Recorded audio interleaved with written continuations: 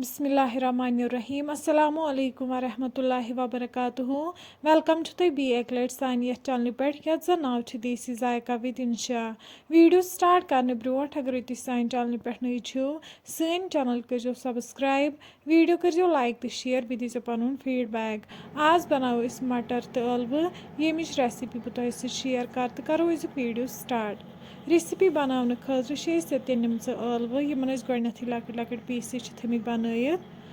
precious मज तेल त्रोमुत तेल यु गरम गि वन करो ٲلوٕ अथ मज ऐड ٲلوٕ तीस कालस फ्राई करने यीस कालस golden brown gun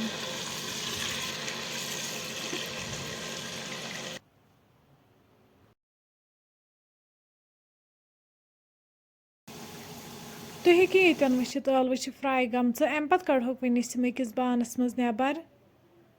one throw अथ तिलस मज रोंग मर्ज सब्ज ٲल दालचीन तेज पत्ता बे त्रो वन अत मज गंड यमन गोडनैथ म्यूट कर थोमुत वन करहन ये गंड असल पे फ्राई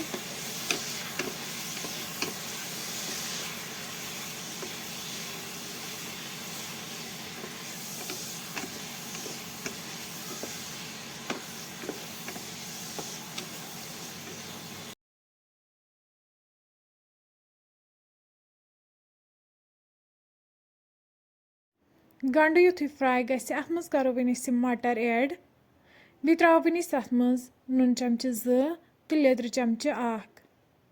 लेदर तो नून करो वन असल पे मिक्स मटरन सत वन मटर तीस कालस फ्राई करें यीस कालस यम तेल वापस दिन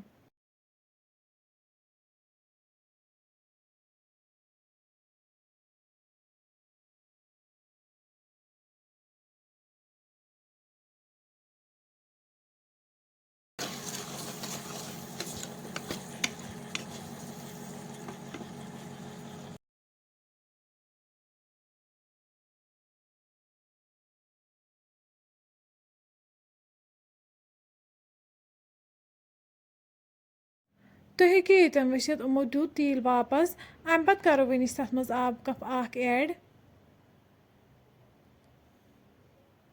बे त्रो वन अत मज मरचांगन चमचे 2 यम करहोक असल पे मिक्स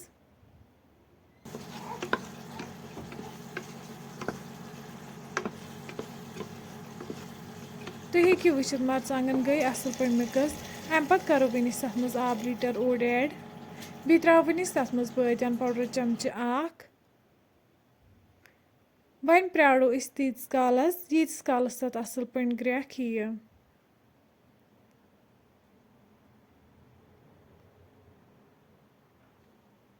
तुम हेकि वुचित अत आय ग्रेख अम पत करो वन अत मज ٲلوٕ ऐड वन करो अत पे लिड बंद दिमहो 2 to 3 विसल यीतिस कालस यम मटर तो ٲلوٕ सॉफ्ट गन